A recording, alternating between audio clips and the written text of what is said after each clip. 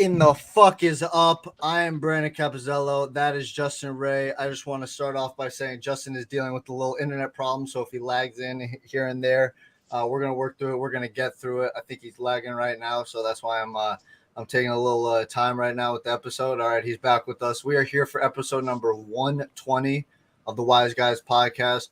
We're going to, as the thumbnail you saw, everybody sees. Justin hasn't seen it yet. Brandon has the Dallas Cowboys as the number one seed in the NFL. It's going to happen. We're going to predict the record for every NFL team this season, 2023, 2024 of the NFL season. We're going to do that for you today. We're going to talk. Baker Mayfield was listed as a tier 4 quarterback, Justin. Brandon's sick of the disrespect. I'm sick of it. I'm tired of it. And it might Baker, be okay. Baker is coming, Justin. He is coming. All right. We're going to also we're going to rank the top 10 head coaches in the NFL entering this season as well. Justin said that might be a little difficult. Brandon says, I thought it was pretty easy, to be honest with you, pretty straightforward. Then we're going to dive into some quick takes, little things happen in the NFL, some news in the NBA, Justin's thoughts on Josh Hart. But before we get into that, Justin, how are you doing this fine Thursday morning of August the 10th, 2023? I'm feeling good. Just cried my eyes out because my Yankees got smacked again yesterday. A lot of confusion up in Yankee Town. I guess I'm probably adding to the confusion while I wear a Tampa Bay Rays shirt too. So with a Derek Jeter poster right behind my head. So it's rough times in Yankee Town. So I don't know how I should be feeling. Rough times in the Yankees town. I don't really know what's going on in the Yankees. Actually, I kind of do a little bit. My brother's a baseball fan. All his friends are baseball fans. I know that they're doing pretty shit, to be honest with you. I know that. Very good. We just lost a series to the Chicago White Sox. No excuse. You guys are like in last place, right? In our division, yes. I believe so. Yeah. All right. So we're gonna dive right into it, Justin, because we got a lot to discuss today. All right. Okay, let's do it. So let's do it. Let's predict every record for every NFL team this season. Mm-hmm. All right. So let's start off with our division. Let's start off with the AFC East. Okay, pretty simple, straightforward. We talked about I think we talked about it a little bit a couple weeks ago, if I'm not mistaken. Yeah. So let's start off with the Patriots. Justin, what do you have the New England Patriots record as this season? So we spoke about this before. We touched on New England and their playoff chances. And unfortunately, I see my New England Patriots as the worst team in the AFC East. Yeah. I think the Jets, the Bills, the Dolphins, all of them have improved tremendously over the last 2-3 years. And I feel like the New England Patriots haven't adapted to the times. I feel like you see all these teams with number one receivers and the Patriots are lagging behind, while our defense is always going to be top 10 or even top 5. Can the offense back that up, A great defense can only be as good as its offense. So if the offense is just going to be on and off the field and leaving the defense out there, we're going to be left out to dry. So I got the Patriots finishing the season 9-8. I think the offense finds a little bit of resurgence from last season, but ultimately not enough.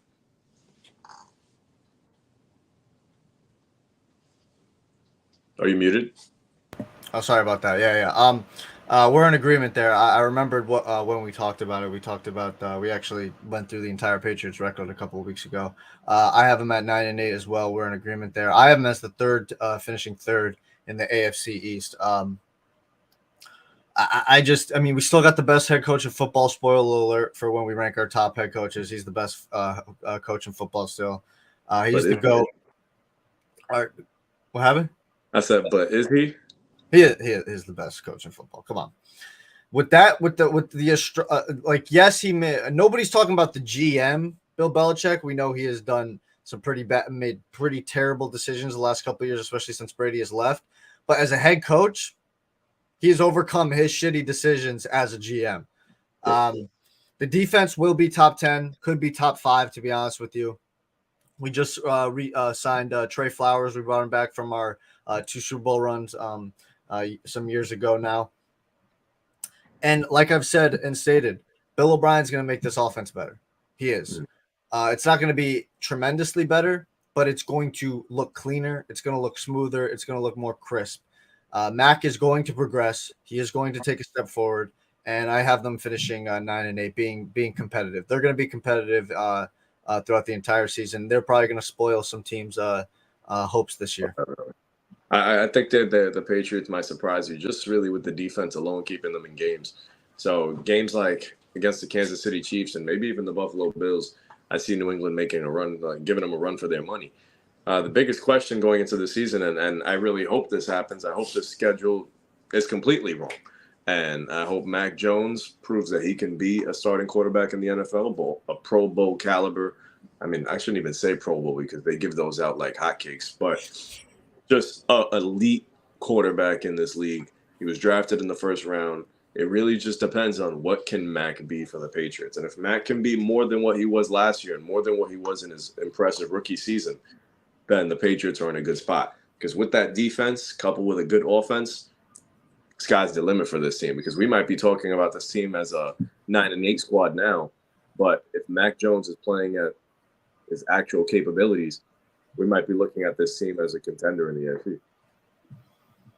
Yeah, and like I said to you before, Justin, if DeAndre Hopkins was on this team, I truly believe that we would be the best team in the AFC East. I don't say that lightly. Yes, D-Hop is a difference maker on the Patriots because of how good the overall team is already. But moving on to the next team, I guess I think we're going to be in agreement here that who's going to finish number one in the AFC East. I kind of spoiled this to you a little bit ago. Mm-hmm. I have the Jets being the only team to make the playoffs in the AFC East. I have the Jets finishing 11-6. I have the Bills finishing just under at 10-7. But I have the Bills finishing 5-1 in the division. And missing the playoffs. So, all right, maybe we should just do this by going through our AFC rankings just straight up. Might be better that way. I have the Jets. Yeah, just go 1, 2, 3, 4. Okay. Yeah. So I have the Jets first place in the AFC East. It pains me to say it, but their offseason acquisitions, they had the biggest offseason out of anybody in the NFL. You bring in one of the greatest quarterbacks of all time, that's going to make instant impact, and I can't wait. I don't know if Hard Knocks already came out, but I did not see episode 1. I think it started. Yeah, it did start. So I got to check out episode 1, but it seems like the vibes are great there in New York, up in Florham Park in Jersey. I got the Jets finishing 12-5. You have the Jets finishing 12-5. Okay. That would make them, on my ranking, I'm not going to spoil it too much. The Jets are the number 2 seed in the AFC. 12-5 Jets. Okay, number 2 seed. Yeah, I already told you I have the Jets finishing 11-6. So you have them finishing number 2 in the AFC. In the AFC. I have the Jets finishing 4th in the AFC. Okay. At 11-6. But like I said, to finish out you'll give your thoughts on the Bills in a second. Mm-hmm. But like I said, with the Jets, Aaron Rodgers has changed life in New York, Justin. I completely agree with you. He is, when you take a guy who has been a perennial top 2, top 3 quarterback in the NFL for the past decade, basically, plus a top 5 quarterback of all time. If you want to argue from a talent perspective and you want to have that argument about just strictly talent at the quarterback position, I truly do believe Aaron Rodgers is the most talented quarterback to ever play the game of football, even more than Patrick Mahomes. Go ahead and check the numbers. It's about production as well. Go check the numbers. The passes are just as beautiful. Aaron Rodgers can – you all forget. Throw the ball with the best of them, man. Y'all forget. Go watch that Jared Cook throw, rolling to his left on a rope, all right? In a playoff game, too. Like, go watch the Hail Marys this man was throwing up. Just ask the Cowboys. Exactly. So and Justin, what's crazy is Aaron Rodgers has changed life in New York, and he hasn't even played a game. I know. He hasn't even played a game yet. It's just the impact of knowing that you got a proven winner in your organization now, playing the most important position in sports. So you throw Aaron Rodgers there. Man, I even hate to say it, but I'm kind of excited to see what the Jets look like too. You Well, know, it's gonna be. I mean, it's gonna be arguably the top storyline in the NFL throughout the entire season is Aaron Rodgers on the Jets. Because Aaron Rodgers is a draw. The New York market is what it is. You know about it. You live in New York. So I mean, obviously, all eyes are going to be on the New York Jets. But when I say all that, Justin, we all know what that comes with, right?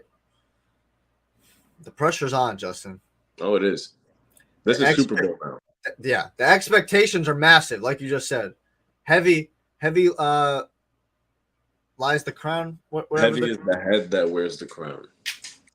That's what I'm saying, Justin. You know what I'm talking about. All right. Mm-hmm. So yeah, I have them finishing 11-6 and being the only team to come out of the AFC East and making the playoffs. On the Bills now, I believe they're going to regress, Justin. I do. Even though I have them finishing 10-7, I am finishing 5-1 in the division. I'm starting. I think I was 5-0 to start the season. I haven't finished starting 5-0. I think they're going to regress. There's no run game still. There's still no run game. It's Diggs or bust. And the defense is really suspect, in my opinion. Mm-hmm. I don't. While they're going to always be like a team, like obviously I'm still finishing 10-7. I'm getting double-digit wins. I just think that there's things that need to happen on this team. I don't know if you can hear me, Brandon, but I think we lost a little bit of connection. Oh, I'm going good on my end. You're all right there. Were you able to hear me? Anything I said? You hear me? I hear you now. I'm just gonna go. I didn't hear anything from that. Yeah. Okay. Well, basically, what I said is I just think that the Bills this upcoming season are going to regress in ways that you're going to look at that team and say things need to be done on that team. Work needs to be done. You can't keep putting out the same project every single week. You can't, or every single year and expect it, to change. It's the definition of insanity, Justin. You do the same thing over and over and over again, expecting different results, and you get the same exact results. That's what the Buffalo Bills are doing. I don't think Sean McDermott is the fall guy here. I don't think it's his fault. I think it's the fault of expecting, okay, we got Diggs, we got Josh Allen, let's go win a Super Bowl. Like that's not how it really works nowadays. You got it. Go ahead. You wanted to. Yeah, but Brandon, and see, this is the thing. What I don't understand, I get it. What you mean? If it ain't broke, don't fix it. But if it hasn't been broken, and yet the Bills seem to still be a top team in the AFC every single season. Well, it is broke because you got people saying that Sean McDermott should be fired and that he's the fault. He's the guy that's holding Josh Allen back because they haven't. They went to what? Wait, they've never been to an AFC Championship game, right? They have. They have. Okay, it was what was it? The 13 second? Oh, no, They've been to an AFC Championship. They've never been to an AFC Championship game. Yeah, they lost a year before. Before the 13-second game, they lost to the Chiefs. They got embarrassed in Arrowhead. Okay, I'm gonna go double check that. I gotta double check that. But I mean, yeah, I think what your argument is gonna be, Justin, right? Is going to be your belief in Josh Allen that he is going to continue playing at what you consider to be a top 5, top 3 quarterback level, and he's going to carry the team to. I guess. Well, I don't know where you have him finishing. Go on. Where you have him finishing? What's the record? I have the Bills finishing 5th in the AFC at 11-6, second in the division. Now, okay. I understand the concerns. I understand that Buffalo hasn't done as much in the offseason as you probably anticipated that they would. Same with me. I thought that they would go out there and get a bell cow of a running back. I thought they would get somebody that can take the load off of Josh Allen because, quite frankly, for all the crap that he may get, he's carrying that team. He carries that football team. So with that comes a lot of pressure, comes a lot of expectations, and also at the same time comes a lot of times where he finds himself forcing throws trying to be Superman. And I think you need to find somebody. They had a chance at a Bijan Robinson. I thought they might have gotten somebody out there. Dalvin Cook is a free agent still. You can go get yourself a running back that can take the weight off of Josh Allen, and they Yeah. haven't done that. But No. even without that, I believe that Josh Allen, Stephon Diggs, Gabriel Davis, Dawson Knox, they added another tight end. I believe they'll be completely fine. Yeah, I thought. Yeah, Dalton I think Kincaid, right? Kincaid. Yeah, he's getting massive hype around him. A lot of people like him. I think he's going to be a stud. You were correct, Justin. They did make the AFC Championship game. They lost to the Chiefs, 38-24 at Arrowhead. And Josh Allen didn't play that well. He had a 52 QBR. Yeah. So you were right there, but I don't think they're going to be fine. They added the tight end, okay, and I think Kincaid's probably going to start over Knox because Knox is a solid player, but he's not a high end guy. And the offensive line has always been shaky. Josh Allen, like you said, puts a lot on himself and does a lot. And I think since he's come out, I believe the stat is has the most turnovers in the NFL since he's come out of college, fumbles and interceptions. He's a turnover machine. He turns the ball over a lot. He's very Brett Favre-esque in that way. And you have the drama coming into the season with Stephon Diggs. That's looks to be cleared up, right? I'm not trying to open old wounds, but who's to say another playoff run, or if how I see it working out, Justin, the Bills miss the playoffs. How's that going to feel in the locker room? I don't know, but you have more faith in the Bills. We have them one game off, I guess. I have them 10-7. You have them 11 and 6. So, and then the team that we have not yet to talk about, the Miami Dolphins, had a interesting offseason. They added Jalen Ramsey. A lot of people got hyped up for that, and sadly, Jalen Ramsey injured his knee. I forget the exact injury, but he'll be back in December. They're hoping how much of himself is he going to be? Probably not a lot, but this team is stacked on paper, Justin, right? I'm not going to argue that. The weapons they have, the talent they have on defense is stacked. Mike McDaniel proved himself last year as an offensive whiz kid. The guy can dial up plays. But my concern is, will there be a questionable, quote-unquote, sophomore slump? I know Tua is not in his sophomore year. Mike McDaniel? Yeah, well, that's why I say quote-unquote. I know Tua is not in his sophomore season, but this is his sophomore season in terms of starting, where he's like the official starter. So is there going to be a sophomore slump where now that you've put that offense out on tape, right? And we've seen this for years. This is not something new. A new offense, comes out like wildfire. And then the next year they kind of come down a little bit because the defenses and coaches on the other side of the football have caught up, and now they have more film and game tape on you, and they can study you and expose those weaknesses more. That's what I say by sophomore slump. And about my questions, and I think not even just my questions. I think it's everybody's. It's everybody's question. Tua's health concerns. I have stated this, and I told you I hate saying this, but if this man suffers another concussion, he is going to have to retire. He has to, because it's not just about football at that point. It's about life after football. It's about your family and your future.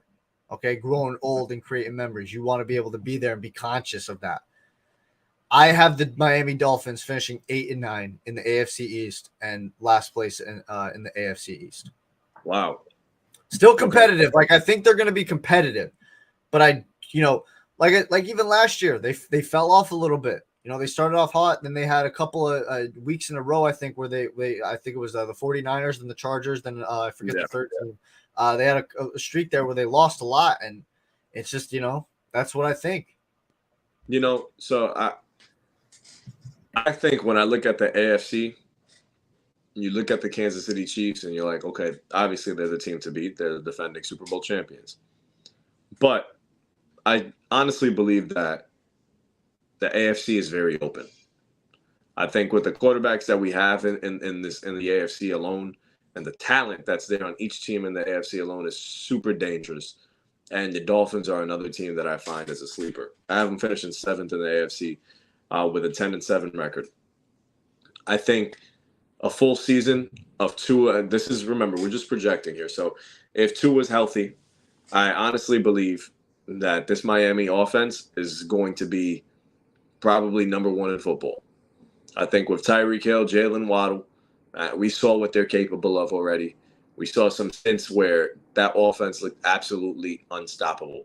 And I think another season of Tua in that system, while you say sophomore slump for Mike McDaniel, I see it being a coming out party for the simple fact that I think Tua is going to be healthy. I think another year for him in the system, he's going to flourish in. I think it's perfect. And I really have faith in the Miami Dolphins. I think, and as Patriot fans, we've seen it year in and year out, them give us a hard time to just win a game, whether it be in Miami, and now they're beating us in New England too.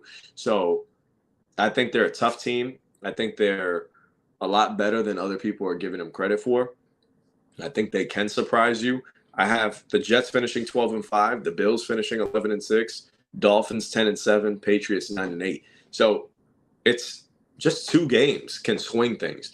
If Miami were to steal a game from Buffalo in Buffalo and take one from the Jets in New York, you just never know. So I think this team is very dangerous and capable of a lot.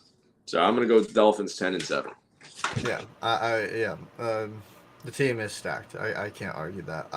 Like I said, I got the Jets 11-6, Bills 10-7, Patriots 9-8, the Dolphins 8-9.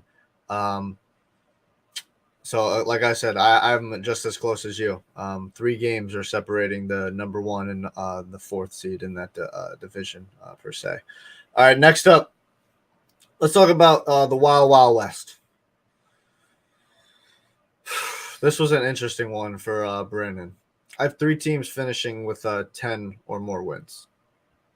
Okay. You see, I assumed when you told me that the Jets were the only team coming out of the AFC East, I assumed that a team out of the West, you were going to take a few of them. Yeah, and only 2 teams are making the playoffs. I have 3 teams finishing with 10 or more wins. Only 2 of them are making the playoffs. Now, to my surprise as well, I didn't think I was going to have the Broncos finishing as well as I had them finishing. I want to start off by saying this. The Kansas City Chiefs are the team to beat in the NFL.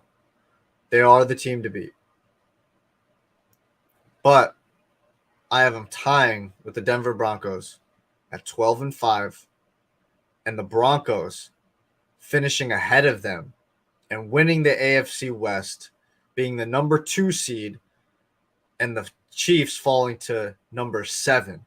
Both same record, tied for number 1, but how it happened, how it's, everything, the chips fell.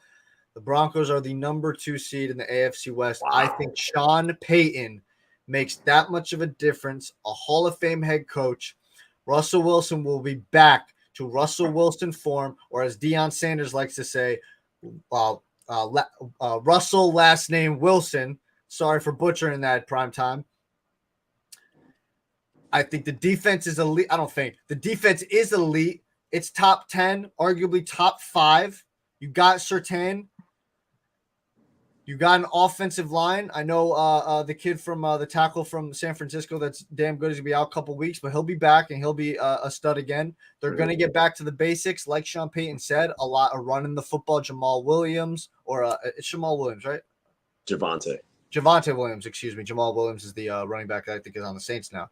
Touchdown machine last year from the Detroit Lions. A lot of rollouts. Jerry Jeudy, I expect to have a big season. Sucks that Tim Patrick continues to get injured. I feel so bad for that guy. And then Cortland Sutton as well. And then the tight end that came on big last year, forgetting his name, Dulich or something like that. I think Sean Payton makes that difference. And Justin, I will say this right now. I say all that, but now I'm going to say this. I could easily, if I am incorrect and the Broncos don't take this step and Russell Wilson doesn't look like the Russell Wilson of old, I think it might be time to say that Russ has truly fallen off a cliff. I have faith in him. I still have him in my spoiler for next week's episode, ranking our top 10 quarterbacks of the season. I have Russell Wilson in that top 10 because I believe that one bad season shouldn't be that black mark on your resume. I think a bounce back season, but if I'm incorrect, we're going to have that conversation. Okay. that might be one of the craziest predictions I've heard in a long time. Of all the teams to dethrone the Chiefs, the Broncos, I can't see it. I can't. Now, if you told me that last season, Russ coming into the West, my assumption would have been, oh, maybe so, maybe so. But I don't know. I feel like Russ was such a different version of himself. It was so bad that we were trying to see if he would have more interceptions than he has bathrooms in his own house. It was absolutely ridiculous how bad of a season the Denver Broncos had last year. And we touched on it last week where we spoke about Nathaniel Hackett. I feel like karma's a bitch. I had the Denver Broncos not making the playoffs this year. In fact, I think the Chiefs are the only team in the AFC West that make the playoffs. Now, I was super high on the Chargers for a long time, but as I was going through the schedules, I really see the Jets, the Bills, the Dolphins as premier teams in the AFC, along with the Chiefs, and we'll touch on the other divisions afterwards. But I feel like the inconsistencies of Brandon Staley and with the Chargers doesn't sit well with me. Denver Broncos, Sean Payton, I feel like he's letting his past get to his head, that he's too good, too cool for school, talking crap about another regime, and watch what happens when you're proven wrong and you go 9-8 and you miss the playoffs. Let's see how great you look. And then I have the Raiders finishing 9-8. So all three teams below the Kansas City Chiefs, I have finishing 9-8. And what do you have the Chiefs finishing? 12-5. 12 Third in the AFC. Interesting. Okay. Like I said, I have the Broncos 12-5, the Chiefs 12-5. Broncos winning the AFC West. I have the Chargers at 10-7. And one thing, last thing on the Broncos and Chiefs, just to remind everybody, with how bad they were last year, the two games that they played, the Broncos and Chiefs head to head, the Broncos lost 34-28 and 27-24. And if I'm not mistaken, yeah. The thing is, you can go through the schedule and you'll see the games. Chargers, Chiefs, all neck and neck. Raiders, Chiefs, neck and neck. Like that. There was a game last season where the Raiders go into Arrowhead and almost took out Patrick Mahomes. Derek Carr and them were playing great until, they do what they do. Yeah, I just wanted to get that out there. But in terms of the Chargers, I mean, such a disappointing season last year. They have the talent, Justin. I think they're going to be competitive. I think that offense, Justin, I think it's going to be an explosive one. I think it could be arguably top 10, maybe even entering the top 5. I think Kellen Moore is going to make Justin Herbert a very, very happy man, and he's going to make him a lot of money as well. I expect a better season from Justin Herbert this year than it was last year in terms of numbers. But it's going to be another disappointment. And you see, this 9-8 result that I have is a result of a bad coach coaching a great roster. Yeah. So I'll make another bold prediction right now. Next year, after this season is over, Brandon Staley's out. Kellen Moore's going to get his head coaching job at the Chargers. And I was going to get to that, even though I have them finishing 10-7. I said this last year after the embarrassment and debacle when they lost to the Jacksonville Jaguars and gave up that massive lead in the playoffs. Brandon Staley needs to go. Yep. It's time. You hate calling for people's jobs, but you're holding back the team. We can see the talent on the team, and you're the guy that's holding it back. Now you say Kellen Moore's going to move up to as head coach. I'm not a fan of that move though either. I think you need to go get a proven head coach to coach this team. I've always been calling for Harbaugh to come back, Jim. I think he'd be perfect. But I'm not a big fan of Kellen Moore as a head coach simply because I've never seen him as a head coach, and I think he's a phenomenal offensive coordinator. As for the Raiders, just to wrap this up real quickly, this team tried to contend last year, Justin. They failed. They should have rebuilt instead. I've been finishing 4-13, 14th in the AFC. Another McDaniel shit show. Josh McDaniel's second act is going to fail. It is what it is. They chose the wrong path. in terms of trying to contend instead of rebuilding, and that is their downfall. That was it right there. All right, let's move on to the AFC South because I want to finish save the best for last in this division. I think we can go pretty quickly on it. Yeah. The Jags, I have them finishing number one in that division, the third seed in the AFC. I have them 12-5, 5-1 in their division.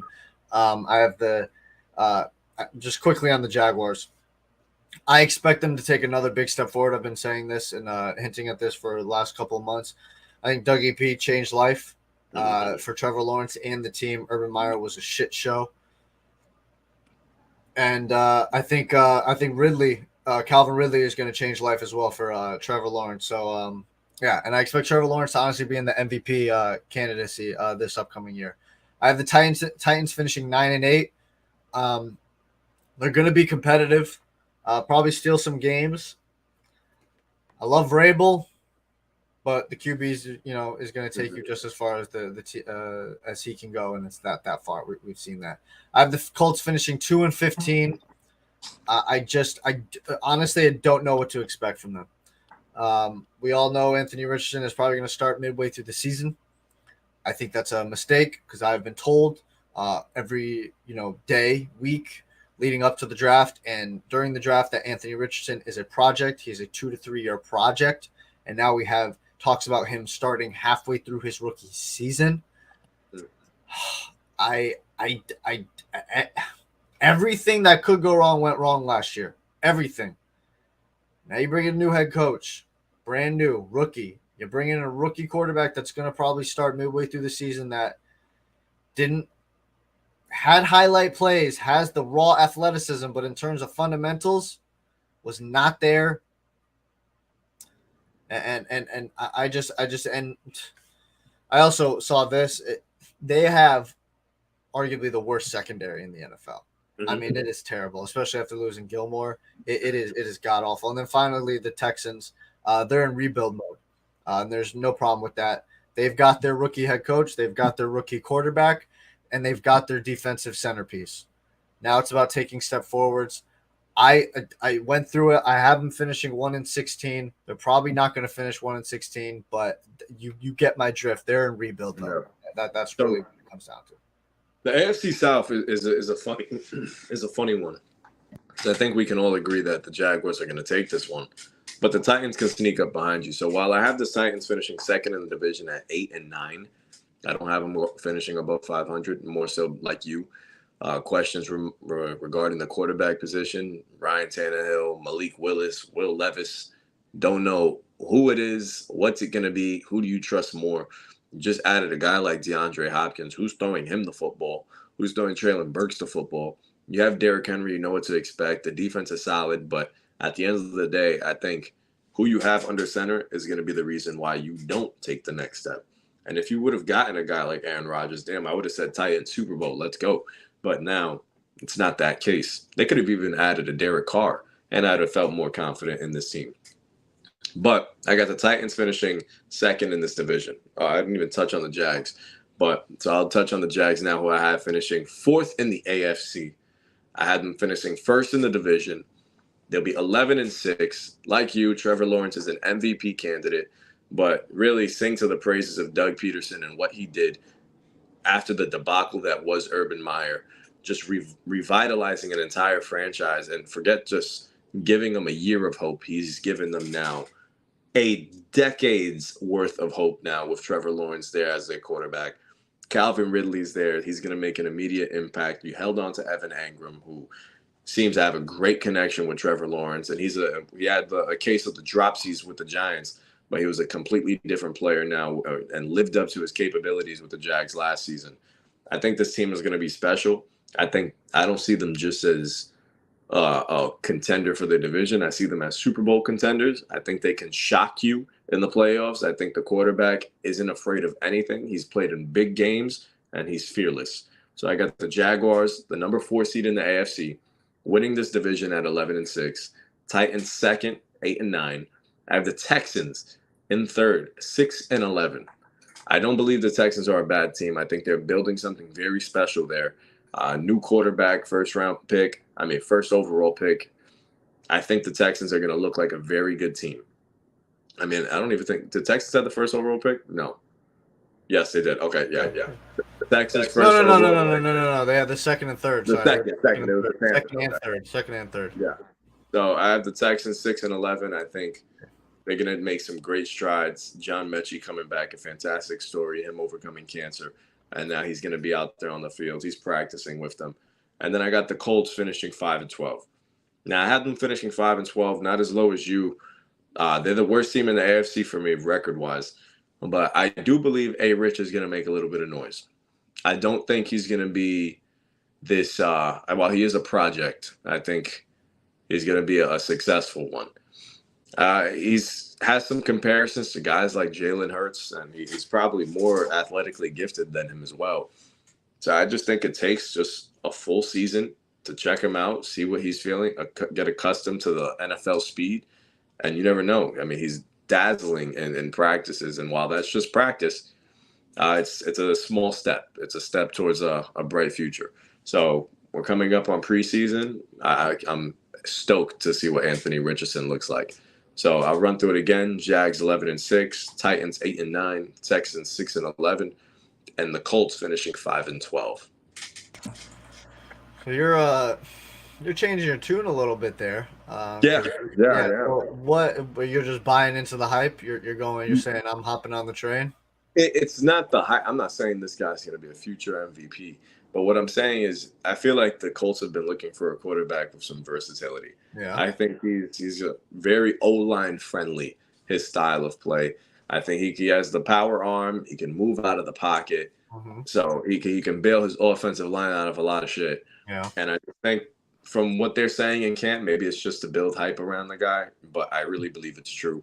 Seeing some of the plays that they post, and while it's just social media, maybe I am buying into it just a little bit. But I think the Colts are going to build something very special. And sooner or later, we're going to be looking at this division as a premier one. Yeah. All right. We're going to see how it goes. I come from a completely different boat. We're on two completely different sides of the coin there. I just listen, I understand the reservations. Yeah. I believe me, I do.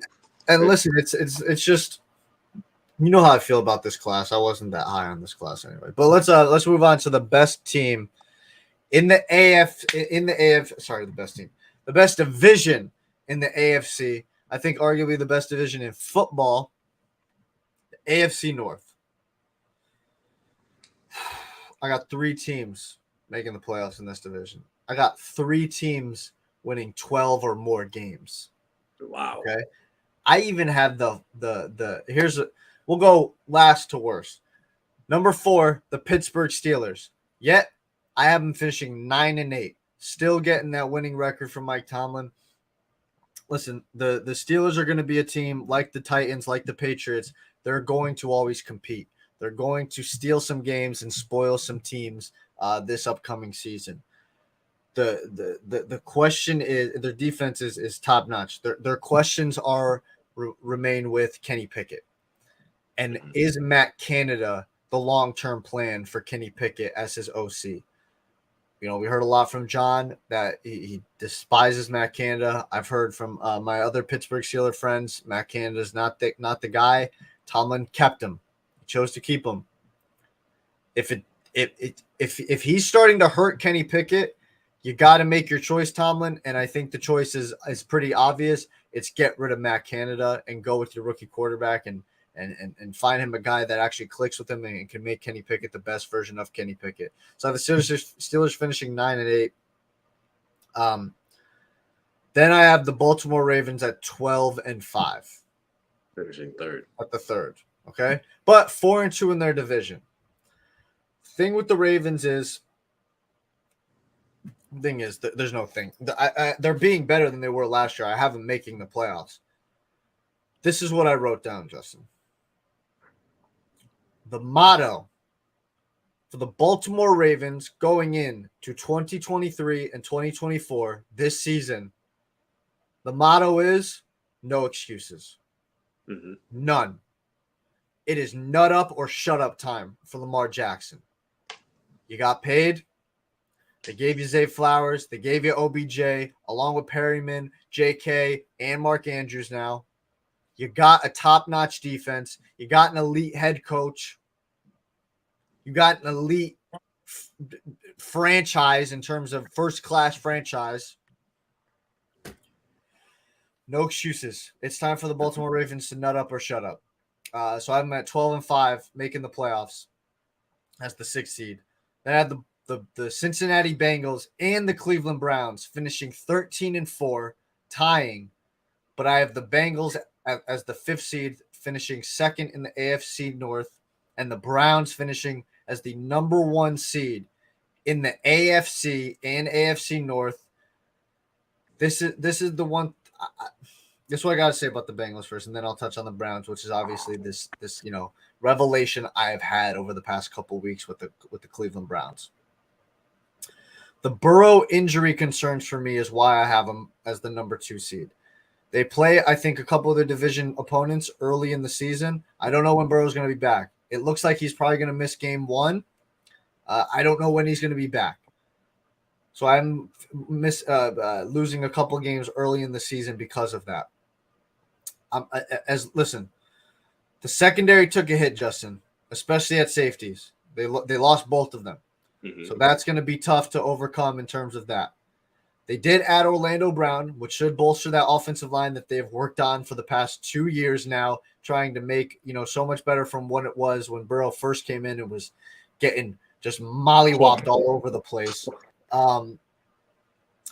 But I say all that to say this: as long as they got Joe Burrow, Justin, they're always going to be a contender. They're going to be all right. Okay. Now for the Cleveland Browns, 13-4, number 1 seed in the AFC. The Browns are the number 1 seed in the AFC.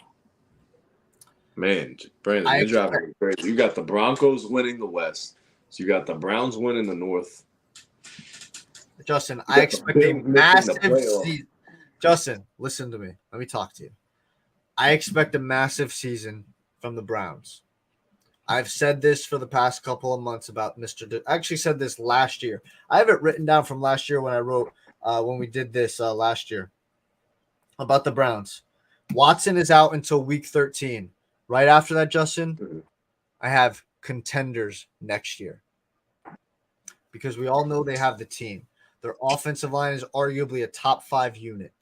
They have Amari Cooper, who's a true number 1. Njoku has started to show up as what everybody thought he was going to be. Nick Chubb is arguably the best running back in the league, the most consistent probably in the league right now. The defense is still top-notch. You've got Denzel Ward. You've got Myles Garrett. You've got guys on there and dogs in that unit. I expect Deshaun Watson to revert back to MVP form and make the Cleveland Browns a contender in the AFC. Unless you're going to tell me all of a sudden, which we have never seen in the history, I think, of sports, a guy who didn't have a catastrophic injury take a year and a half off and he just forgot how to play football for the rest of his life.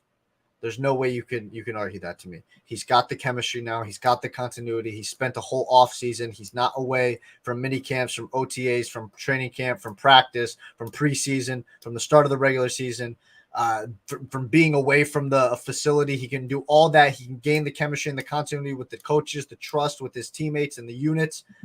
The Cleveland Browns are going to be the number 1 seed, Justin. Deshaun Watson, we all know about Watson. He's just a winner, baby. And what did Al Davis say best, Justin? Just win, baby.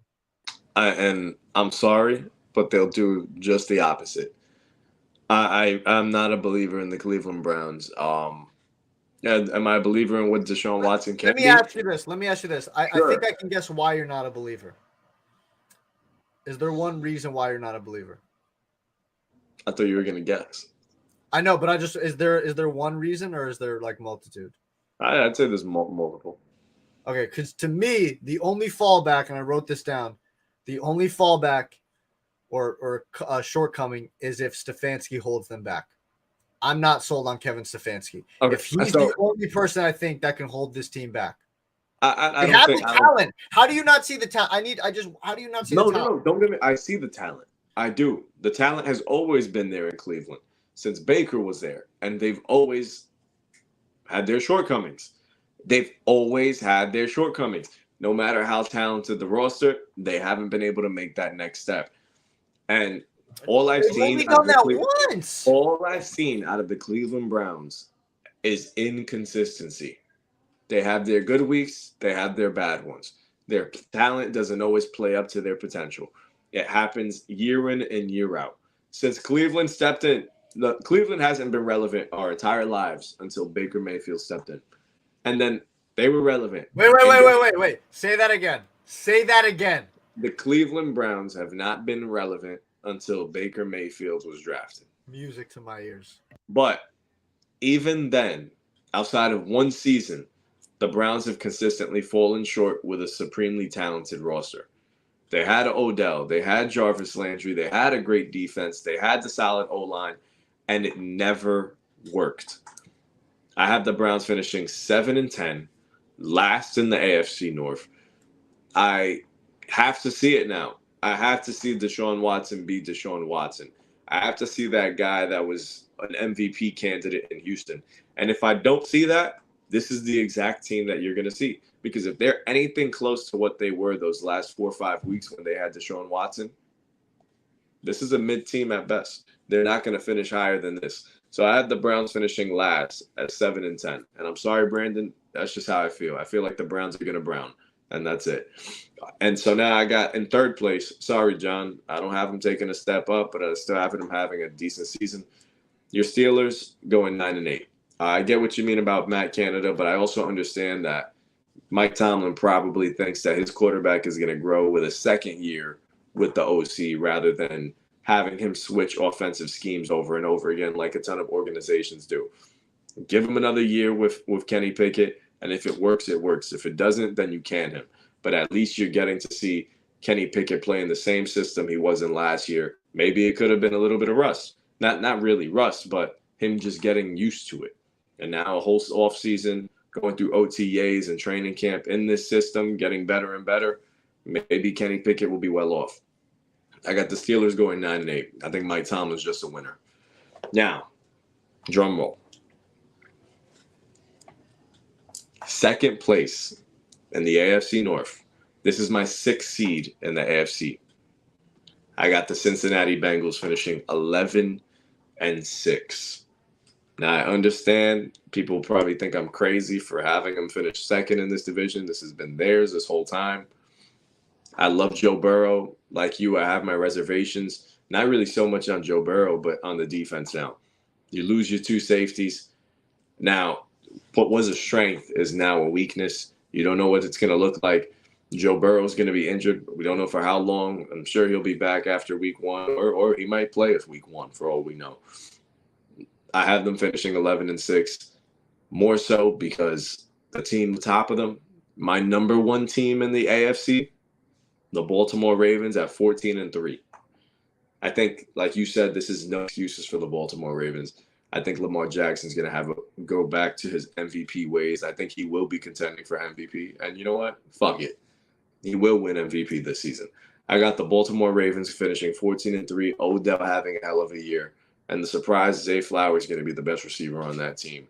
He's going to surprise a lot of you guys. I think that defense is going to be elite. I think John Harbaugh is going to do his thing like we always expect him to be. And I think these Ravens are going to give the Chiefs a run for their money this postseason. There's Justin's hot take of the day of the season. Baltimore Ravens finishing number 1 in the AFC, and Lamar Jackson being the MVP. 2-time now. 2-time. Okay. Respect. I say it with confidence, yeah. A little eye roll there, but it's okay. All right.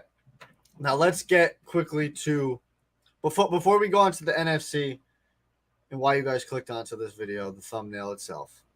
If you enjoyed this video, please give us a like, subscribe, share the content with your friends and family. It helps us out. We really appreciate it very much. Follow us on Twitter, links in the description, and continue to watch along with us. Comment, ask us questions, give us your records of the teams and where you think they're going to fall. If we're crazy here, is Brandon crazy about the Cleveland Browns? Is Justin a psychopath about the Baltimore Ravens? We're going to find out. Let us know.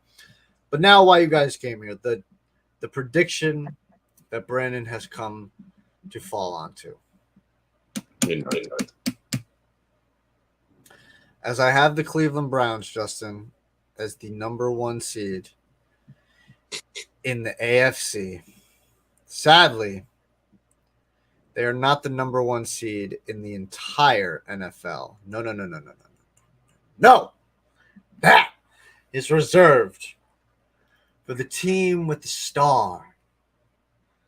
The team in the South. The Dallas Cowboys, Justin, are going to finish the Dallas Cowboys are going to finish 14-3, the number 1 seed in the NFL, NFC, and NFC East, 5-1 in their division. You got to hear me now, Justin, okay? I fucked up last week when I said, give me my moment, and I said they're the team to beat, and I said NFC South instead of NFC East. So I'm going to repeat my damn self again, all right?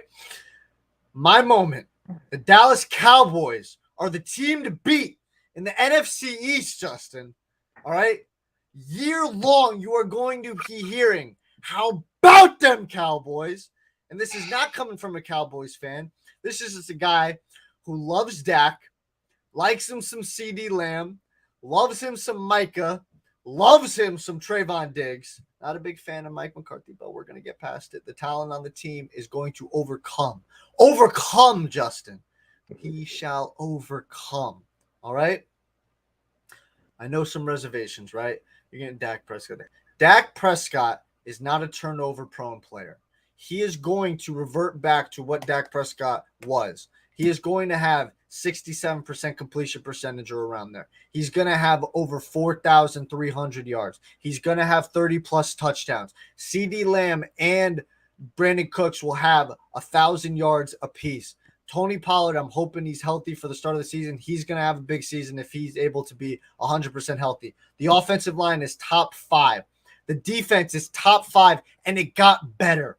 It got better because they added Stephon Gilmore, who you know as a Patriots fan, and I do as well, a former Defensive Player of the Year who was still on his shit last year as a Colt, still playing at an elite level. They have the best cornerback duo in the NFL, Diggs and Gilmore. They have Micah. They have Leighton Vander Esch, who's playing inspired football. Justin, they drafted a defensive tackle to pair.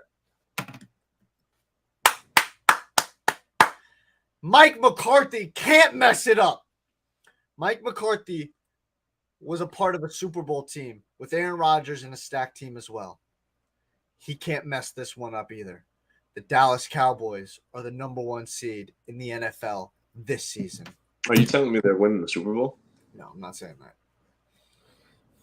I'm just seemed like you were going that right. Let's temper expectations. Baby steps. Seemed like you were going. I mean, those are big steps. Oh, wow. You've been sleeping under a rock. It's all right. All right, but go ahead. Yeah, what do you think? Yeah, go ahead. I mean, talk to me. I'm not with you. I know you're not. I'm not with you. I've never been on this train. And I refuse to get on it either. It feels like this is a train going nowhere fast, and I don't want to be on that ride. Did you see what was it? Was it Mission Impossible? Did you watch the new one? Yeah. So you remember when Tom Cruise is on the train and the train's about to go over the mountain? Yeah. Right? Yeah, because the bridge exploded. Yeah. This is how I view the Cowboys. That's exactly where the train is going. And I written that the roster is supremely talented. They're always talented. Yeah. They are always talented. Yeah. They had the receiving core of Amari Cooper, of CD Lamb, Michael Gallup, Ezekiel Elliott in the backfield. Yeah. The solid defense, the fearsome front on the offensive line. Yeah. Same song and dance every single fucking time. The Cowboys do the same thing every year. We all know it. And I guarantee you, if they finish first in the NFC, I'll take you out to dinner. On me. I'll take you, bro. I have the Cowboys finishing 10-7. Oh, you're smoking. I have the Cowboys finishing. All right, Justin, but they're better than they were last year. They're not better than the Eagles. Okay, but even that, they're better than what they were last year. All you want. Praise him all you want. He's not that guy. Who? He Dak? isn't that guy. Dak Dak? Prescott isn't that guy. And there's been many times this past season alone where the Cowboys could have presented themselves as a real threat in the NFC, and they did not. And they did not. I look back alone at that Jacksonville Jaguars game when they were up by a lot That was in the one. Jacksonville. That was the one. Lost it. Yeah. That was the one. There's so many things that we can point out, flaws in Dak Prescott and other teams where they just don't show up. They don't. Listen, I hear you, but they're better than they were last year. I don't know how you have them finishing 10-7. You had the Cowboys beating New England. I have the Patriots beating the Cowboys for the simple fact that I know Dak is not going to play well against a Bill Belichick defense. He's so predictable. Okay. He is so predictable. You're going to be proven wrong, but that's okay. Listen, I hope so. No, for your sake. You're a mean man, and that's all there is to be said about that. The Philadelphia Eagles are finishing just behind the Dallas Cowboys at 12-5, and I also have them finishing 5-1 in the NFC East. Okay, so they're not slouching. I don't have them falling off a cliff, but they lost both their coordinators. It's different from what the Cowboys did. The Cowboys fired Kellen Moore. That was their choice. The Eagles lost both of their coordinators to head coaching jobs. I don't know what that means. Will it matter? That's a big question for me. Will it change things going into the season? I will say, while they lost a couple of key players, they were able to fill them and replace them. They are still a top team in the NFC. I do believe they still have the talent. They still have the O-line. Jalen Hurts. We'll see if losing his offensive coordinator is a negative for him. But he still has the talent on the offense. They were able to replace Miles Sanders with DeAndre Swift. The defense is still going to be ferocious. It's arguably top 5 in the league. So, yeah, I still have them finishing 12-5. And to round out, I have the Giants. Listen, they added Waller. He's the third best tight end in football when healthy. But Daniel Jones is a very good backup, like I've said for years. He is a very good backup, and that's not disrespectful. That is just the truth of the matter. Okay? It's not.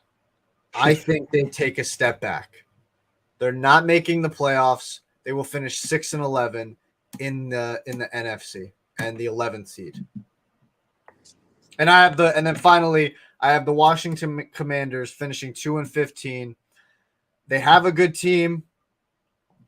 But Sam Howell is a wild card. I know a couple of people are really high on him, but he is a massive wild card to me. I don't know how he's going to perform. I like the offense, the weapons, the O-line, but and Eric Bieniemy's in there. He should provide a spark, but I just don't know what Sam Howell is going to give. And they have a very good defense as well. I think this season going to spell the end for Riverboat Ron, and I expect Eric Bieniemy to be the head coach of the Washington. Maybe not even Commanders next year. They're probably going to be a new team. Let's hope. Fingers crossed for either Red Hogs or Red Wolves. The Red Wolves would be nice. Yeah.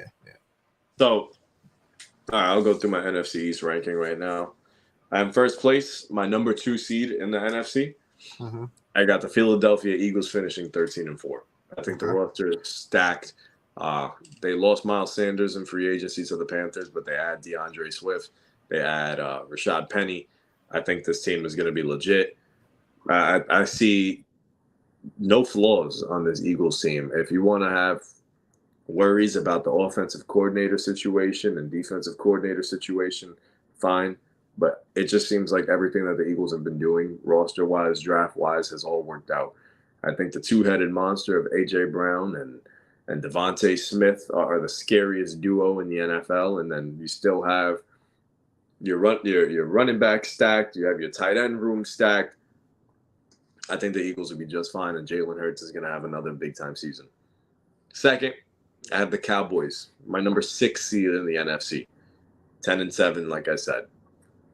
Third in the NFC East, 7th seed, I got the New York Football Giants, finishing 10-7, tied with the Cowboys. Now, I understand you may think that they're going to regress, and understandably so. But I have faith that Saquon Barkley, Darren Waller, all those skill positions are going to step up for Daniel Jones and be the weapons that they need to be. So I'm going to roll with the Giants at 10-7. I think the defense is going to be solid. I have all the faith in the world in Brian Dable. Giants 10-7, 7th seed. I got Washington last in the division at 4-13. Even though I'm excited to see what Sam Howell brings, I don't know. I got a little bit of a little Baker when I watched the guy, so I'm excited. Don't do that. Don't Remind you of Baker. Don't. There's no other Baker. There's nobody like that guy. I guess the only comparison that I have of Baker and Sam Howell is they both will lose. Stop. 5 games or less. Listen, I just want to say this. You smoke crack for a living if you think that the Giants are going to finish with the same Brandon, record. you said, don't tell me I smoke crack when you have the freaking Browns representing the AFC, and then you have the Broncos winning the West, and then you have the Cowboys, the best team in football. Listen, all of those, nothing that I said compares to you saying the New York Giants, led by Daniel fucking Jones, is going to have the same record as the Dallas freaking Cowboys, who were in the playoffs last year. You have too much faith in a team that constantly does the same thing. They got better. Yeah. They got better. Yeah, they get better added Stephon Gilmore, a top 10 cornerback in the league, to that defense that was top 5 last year. They added Brandon Cooks to a unit that was explosive last year. They're better than what they were last year. The Giants, however, are going to regress. All they've added was Darren Waller, who I said is the 3rd best tight end in football when healthy. If he's healthy, we'll see. But Daniel Jones drafted a speedy wide receiver too. Listen, this is the Giants. The Giants, I don't care about their speedy wide receiver. The Giants are just like the Tennessee Titans. They can compete. They might spoil a couple of games. They got a head coach that everybody loves and I highly respect. But they will only go as far as their quarterback. And sadly, let me have my moment. Sadly, Daniel Jones is not even close to the quarterback Ryan Tannehill is. So put that in your pipe and smoke it. How many playoff games has Dak Prescott won? Multiple. Do we have the exact number on hand? Multiple. Can we pull that up? Multiple. And I'm curious. Now I'm curious. I'll pull it up right now. Fucking multiple. He just beat the GOAT last year in GOAT. All right. So let me hear it. All right. So he's got one over Tampa Bay. Okay. This last year. Okay. He's got one over Seattle in 2018. Okay. And then in his rookie, he's got 2. So multiple. I was correct. He's got 2 playoff wins. He's got multiple. He's got multiple. Daniel Jones is 1 behind him. Oh, congratulations. Oh, congratulations. Wow. Dak Prescott, congratulations. Quarterback in wow. You're really a smart. You know what? I don't even anymore. 2 playoff wins for Daniel Jones. I mean, why? Daniel Jones is going to win a playoff game this year. No, he's not. All right, moving on because you're being very, very mean to Mr. Dak Prescott. The NFC West. Where are we at? Easy. Yeah, no. I know. I have the San Francisco 49ers finishing 13-4, number 2 seed in the NFC. The team is stacked. There's nothing to say about it. The defense was top 5 last year, and they just added Hargrave from the Eagles to that front. I don't know how they were able to do that, but they were able to do it. They had the best linebacker in football last year. Brock Purdy played very good football. I think the question for this team is there's only one question: is who is the quarterback, and not just for now. Who's the quarterback for the future? And I think you need to make a decision now. And I truly do believe it should be Brock Purdy. I think Brock Purdy is a better quarterback than Trey Lance. I think Brock Purdy will be a better quarterback than Trey Lance ever will be in pro football. That's all I got to say about it. And if that's the case, if it is Brock Purdy, which I believe, man, what a failure it was moving up to go get Trey Lance. Like I said last year, it would have been if they chose if Brock Purdy it becomes the starting quarterback. But I have the 49ers finishing 13-4. I have the Rams finishing 10-7, making the playoffs. I'm having a bounce back season, a rebound season. I know it's going to be tough. There's so much unknown about this team. Just I believe that nearly half the team is rookies, but I just have to have my faith that Matthew Stafford's going to be healthy, Cooper Kupp's going to be healthy, and Sean McVay being an elite head coach in this game, an offensive mind, a Super Bowl head coach, bend it to, is going to rebound from last season and not want to go through what they went through last year. I'm finishing 10-7. For the Seattle Seahawks, I'm finishing 7-10. I expect regression, but just like a couple of teams I said before, the Giants, the Patriots, the Steelers, the Titans, they will be competitive. They will spoil some teams' seasons and games this upcoming season. But I expect regression. I see them finishing 7-10. And then finally, a team that I have no idea. My big question is, when is Kyler going to be back? I think they're top pick bound, 2-15 for the Arizona Cardinals. All right, so I'll go bottom top. Beat a team. My last place team is the Cardinals at 1-16. Like Kyler Murray. You lose D-Hop as well. J.J. Watt retires. So many questions now on that team. I don't know what their direction is. I don't know if Kyler Murray even is the future of this team. It seems like they've had their own reservations too while giving him a boatload of money. So, but I'll go Cardinals 1-16. My third place team is the Rams. I don't think they bounce back. I think maybe age is getting to Matt Stafford a little bit. The injuries are getting to him. That O-line is not going to protect him. Cooper Kupp got hurt last season. Now, hopefully we get the best version of him as well, but the weapons don't scare you outside of him. I got the Rams finishing 4-13, which is sad because I feel like when you acquire Matt Stafford, you go on that Super Bowl run, you're expecting way more, and I think we all expected more out of them last year too. But you sold out for the Super Bowl, you got it, and now you have to figure out what's your direction. I feel like this team doesn't have a future right now. So we don't know what's up with the Rams. I have them finishing 4-13. I would have loved to see Baker back in a Rams uniform, but it didn't happen that way.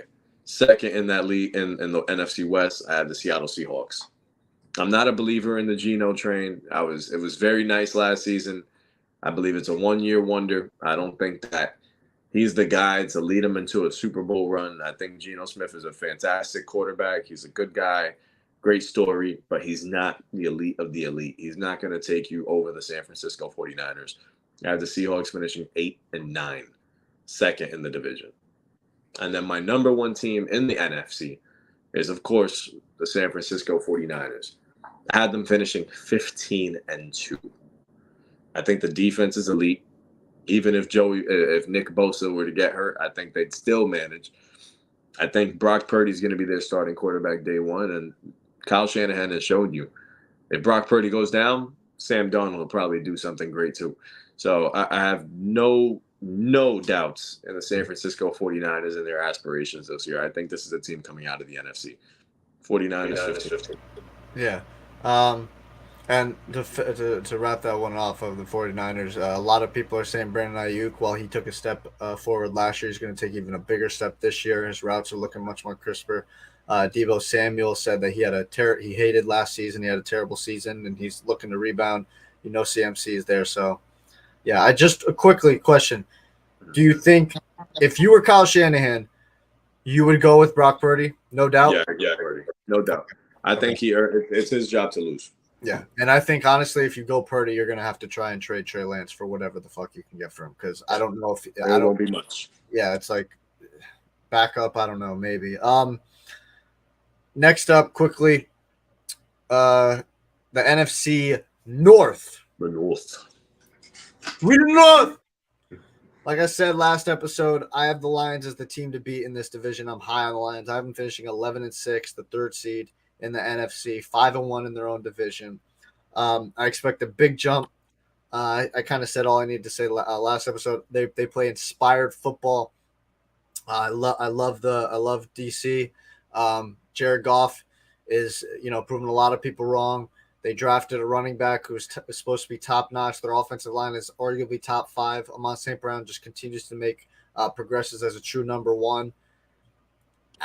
And the defense is getting better, especially with Aiden Hutchinson. Gardner Johnson, I believe, is healthy.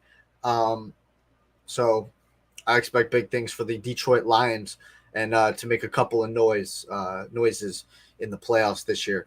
Number 2, I have the Minnesota Vikings at 9-8, also 5-1 in their own division. I have them missing the playoffs. I expect it to a step back season, to be honest with you. It's going to be a tough one. I think it's the Lions season to take. I think it's the Lions that are moving this way, Justin, and I think that the Vikings are headed this way. Even though I do expect the Vikings to be competitive, steal some games, I still have them finishing 9-8, so they're going to be a positive win team, just not making the playoffs. Third, the Green Bay Packers. Jordan Love time is up. Go Favre, go Rodgers, and now Jordan Love. Is he the guy? Some people believe so. I'm not sold on it at all. I think Watson came on strong last year. I think Dobbs is had obviously a lot of rookie mistakes, but I think if he cleans that up, he can be a fantastic receiver in the NFL. Aaron Jones is always going to be a stud. The offensive line, if healthy, is a top 10 unit. They got some defenders like Jair Alexander and the crew, but I got them 5-12. And then finally, the last team in the NFC North, the Chicago Bears, I have them finishing 2-15. They're still rebuilding. I know a lot of people are high on Justin Fields. I don't believe he's the guy. That's no shot. The chips fall. When you look at quarterbacks, not every single one is going to succeed. It's okay. And I believe Justin Fields is going to be the one that doesn't. If you look at the first rounders of that year, you expect at least 3 of them not to pan out. And I think Justin Fields is sadly just going to be that one. And the Chicago Bears are going to be still looking for their guys in the future. They have a lot of work to do anyway. So 2-15 for the Bears. Man. Yeah, I'm with you on the Bears, but I do have a little bit more faith in Justin Fields. I see them finishing last. I think he's an extremely talented quarterback. Just overall, I don't know if the Bears is the right fit. I don't think he was drafted into the right situation. I don't think it was a recipe for success. Had he been drafted by another team, I think we'd be looking at him a whole lot differently. Got the Bears finishing 4-13 last in the division. I got the Packers also finishing 4-13. I don't believe in the Jordan Love experiment. I've said it before. You go out there and you trade a top 5 quarterback of all time, you better expect to regress. This isn't Aaron Rodgers. This isn't Brett Favre. This is an unknown, a true unknown. I think the Packers are going to be 4-13. They'll be struggling, and they'll be looking at the Jets on their TVs like, wow, that's what we could have been. Sorry. I got the Lions actually finishing 2nd in this division, but 5th in the NFC. I had the Lions clinching themselves a playoff berth. I think Jared Goff and MCDC, now Jahmyr Gibbs, Jameson Williams, and Amon-Ra St. Brown. I think this team is absolutely loaded with talent on offense and defense. I think the Lions are going to surprise a lot of people. Have them be in the 5th seed, finishing 10-7. And then, yes, I got the Minnesota Vikings representing the North. 11-6. They are my number 3 seed in the NFC. Now, I understand everybody's thoughts about them being regressing, but I feel like another year with Kevin O'Connell, I feel like Kirk Cousins is going to thrive once more. I think Kirk Cousins gets a lot of shit, and we clown him for these primetime games, even though he played some great football last year. And in big moments on Thanksgiving against the New England Patriots, he stepped in there and he got that team a win. I think with Justin Jefferson, another year with T.J. Hockenson, who the second he got traded, he made immediate impacts over there. The running back situation, we know Dalvin Cook is out, so I'm assuming Alexander Mattison is stepping up as the number 1 running back. I think the Vikings are going to be dangerous in the NFC. Like I said, another year in that system. I don't think we're going to look at them as the pretenders that they were last season. Last year when they got into the postseason, we saw them as, okay, Giants can actually beat them. Nobody's afraid of the Vikings because they got smoked 40-3 by the Cowboys. That was your tell that they were pretenders. I don't think we're going to see games like that from the Vikings. They played very well in one-score games last year. And like I said, I don't know if it's just because Kirk Cousins has grown on me a little bit because of that Netflix show, but I have a lot of faith in the Minnesota Vikings next year. think they might surprise a couple of teams. Grown soft, Justin. Grown soft. Hey, Kirk, no, I guarantee you watch it, Kirk Cousins, you're gonna like. I'm sure Kirk Cousins is a great guy. Nobody's a very likable dude. Yeah, so easier to root for. So is Baker Mayfield, but people rooting. Speaking of Baker, go to the NFC South then. Let me talk to you. Actually, Justin, talk to me. You give me your predictions first for this. All right. My last place team in the NFC South is your Tampa Bay Buccaneers at 5-12. I'm sorry. Tom Brady's gone. A year after Tom Brady was just struggling to limp that team into the postseason, now you lose him. I don't have as much faith in the Tampa Bay Buccaneers. In all honesty, I find that now Mike Evans, I think he had 9 seasons of 1,000 yards. That record is in jeopardy with who's at under center. I have the Bucs finishing 5-12. No faith in them. The Atlanta Falcons, I have them also finishing 5-12 above them. I gave the Falcons that because I think the Falcons end up beating the Bucs last week. I think they played them last week of the season. But I'm giving the Falcons the edge at 5-12 over the Bucs. Second place in the division, now I got Bryce Young, 6-11. I think the Panthers are on their way. I think they'll be making some good strides. And while they're 6-11, I think Frank Reich and Bryce Young and those boys are going to make some good steps. And we're going to be looking at the Panthers as a surprise team for the next season. And my number one team, and we touched on this before, I have the Saints finishing first in this division. And if they don't, something is wrong. Derek Carr, you should be ashamed of yourself if you lose this division. I have the Saints coming in 10-7, number 4 seed in the NFC. I think they'll be a tough team to beat. I think, like I went over the list of quarterbacks that they play this season. Nobody scares you whatsoever. I think this defense is going to be very scary for those teams that they play. They're going to be bullying guys like Baker, Bryce Young, and these all lower-tier quarterbacks over and over again. So I got the Saints 10-7. Okay. You're disrespectful. You're mean. You're an angry, grumpy man, and it's not fun. All right. Let's give the real predictions of the NFC South now.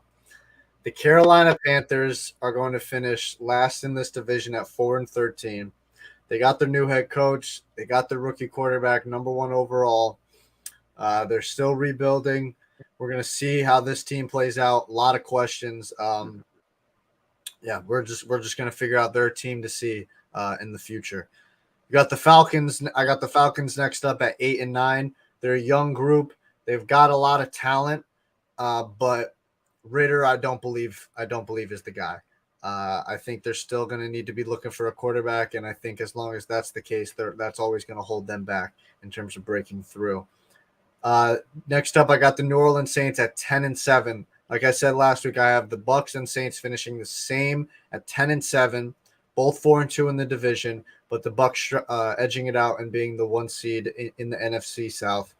The Saints, for me, Carr is the guy. I expect the offense to be better. Apparently, John Gruden is helping them out, helping the Saints out too as just a helping hand there. But the defense, like you said, is going to be a top-notch group. But like I've always said, I don't think Dennis Allen is the guy, and I think he's going to hold them back. And finally, the Baker train. In Baker, I believe, Justin, the Tampa Bay Buccaneers will be the team to beat in the NFC South, finishing 10-7. Okay? I talked to you last year about it. They're washing their hands of last year. They're moving on. Mike Evans and Chris Godwin are both going to be back to what they were. Mike Evans is going to have another 1,000-yard receiving. Chris Godwin's going to be better than he was last year coming off the injury. Rashad White is going to have a breakout season. The O-line will be better because it's healthier. The defense will be more put together and better because it's healthier and it's got new players in there sparking some plugs, especially the early draft picks that they had. I know the reservations, and I know people don't believe in Baker. But Baker has shown you over and over again that he can lead a team. Every team that's had him has talked about this guy's leadership. He's had the leadership because Matt Rule is just god-awful and terrible. Okay? They didn't put them in places to succeed. And I'm actually glad you brought that up because people tend to forget that Baker Mayfield lost both first 2 games of that season by 56-plus yard field goals, Justin. That is the first time in NFL history that a team has lost back-to-back games to 56-plus yard field goals. Okay? Ever. It took a record to beat Baker Mayfield. All right? First time for everything. This disrespect needs to stop. They're going to the playoffs. And I'm here to back my boy Baker. I think Baker was better off signing with a team to be a backup where he can take over the starting role at some point. I won't even argue that. I told you my number 1 spot was the Miami Dolphins. I told you that. But the chips fell how they fell. This decision is the decision. No sense in crying over spilled milk. Get somebody to clean it up. We're here to move on and move forward. Yeah, Baker's going to have to be cleaning up his own mess because it was his decision. So, yeah, that's it for that one. But all right, I'll run it down. My AFC, okay. My representative, my team getting the bye is the Baltimore Ravens. My number 2 seed is the New York Jets. My number 3 seed is the Kansas City Chiefs. Number 4, the Jaguars. Number 5, the Bills. Number 6, the Bengals. And number 7, the Miami Dolphins. All right. My number 1 seed is the Cleveland Browns out of the AFC. Number 2 is the Denver Broncos at 12-5. Then I've got the 3 seed being the Jaguars. The 4 seed being the New York Jets, the only team to make it out of the AFC East, in my opinion. The 5th seed will be the Cincinnati Bengals. Then I have the Baltimore Ravens finishing as the 6th seed, the Chiefs as the 7th seed. And, yeah, that's it. Actually, I'm surprised I have the Chiefs as the last seed in the AFC, which is very shocking to me. Very shocking. Bro, I feel like I'm living in a bizarro world. They're not. All these teams are winning multiple games, 10-plus games. Listen, this is not like the Chiefs are going to blow it all. I said to start, they are still the team to beat. Brandon, did you hear? All right. They're 1 game off from the other 2 teams that I have. The Patriots didn't finish number 1 all the time. Tell me this isn't the first time you've ever heard this. The Browns, the Broncos, the Jaguars, and the Jets all being winners of their division. We're in a new era. Justin. This is bizarro world, all right? You know what? I live in bizarro world. You will see. I'm not saying everything's going to pan out, but I'm just saying things are going to happen. The chips are going to fall with it, man. My NFC rankings. I'm not dying on these hills, by the way. I just think. I hope you don't, because you will be gone. Relax, except for the Browns. I'm really high on the Browns. There's things that's going to happen. I'm just saying. I can't wait till week 1. My NFC rankings. My number 1 team, keeping it at bay, the San Francisco 49ers. Number 2, the Philadelphia Eagles. Number 3, the Minnesota Vikings. Number 4, the New Orleans Saints. Number 5, the Detroit Lions. Number 6, the Dallas Cowboys. And number 7, the New York Football Giants. Giants, Cowboys, same record. Makes no sense.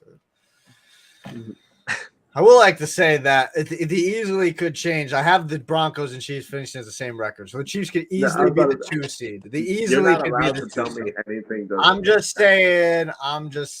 Nobody needs to get their panties in a twist. All right, the Chiefs are still a team to beat. In the NFC, the Dallas Cowboys are the number 1 seed at 14-3. Number 2, the San Francisco 49ers are 13-4. 3, the Detroit Lions at 11-6. 4, the Tampa Bay Bucks at 10-7. 5, the Philadelphia Eagles at 12-5. 6, the LA Rams at 10-7. And 7, the New Orleans Saints at 10-7. Time will tell. I can't wait for the football season to get started. Preseason football is upon us this weekend, right? This week? Yeah, tonight. Oh, tonight. Patriots play tonight, actually. Who do they got? Texans, I think. Okay. Mm-hmm. That should be fun. Yes. All righty. All right. I can't believe it.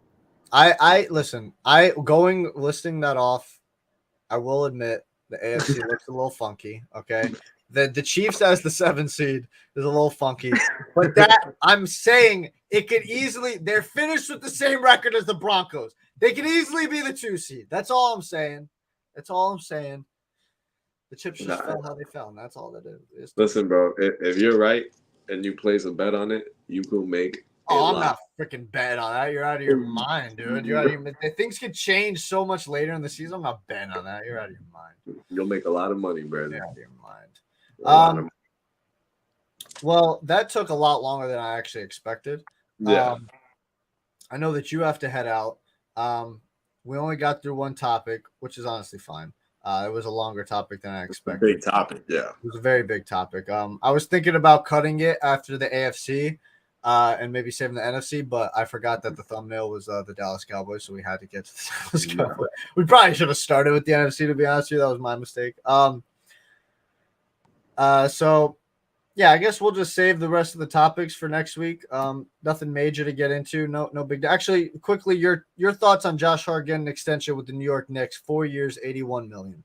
Absolutely love it. I think Josh Hart is an energizer bunny for the New York Knicks. I think he fit in seamlessly. True culture changer, and he sets the tone. I forgot who it was. I think it was Anthony Edwards at the USA practice is saying that his favorite teammate or who's brought it every day is Josh Hart. Yeah. And you just know what you're getting from him every time he steps on the court. If his shot's not falling, you know he's making his impact on defense or anywhere else on the boards or something. He's always going to make an impact somewhere.